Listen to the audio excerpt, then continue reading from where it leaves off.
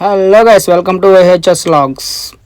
పొద్దున నిద్ర లేవాలి మా డాడీ అయితే ఒక లొకేషన్ అయితే చెప్పారు. అక్కడికైతే బయలుదేరాను. ముందుగా మనకు అక్కడికి వెళ్ళంగానే టెంపుల్ అయితే కనిపించింది. చూడండి ఎంత అందం. ఫైనలీ మా డాడీ చెప్పిన లొకేషన్కి అయితే వచ్చేసాం. చూడండి ఎంత నేను అలా వచ్చానో లేదా వర్షం అయితే మొదలైంది. బాబాయ్ చూడండి ఎంత కష్టపడుతున్నాడు వర్షంలో చేపలు పట్టడానికి.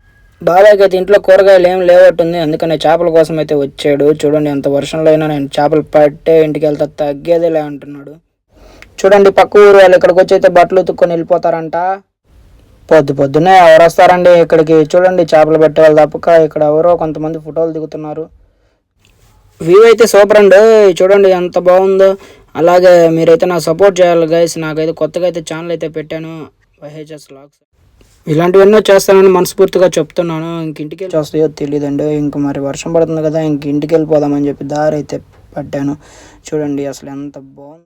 ఇది అరకు కాదండి, ఇది కర్ణాటక, బెంగళూరు. చూడండి ఎంత బాగుంది.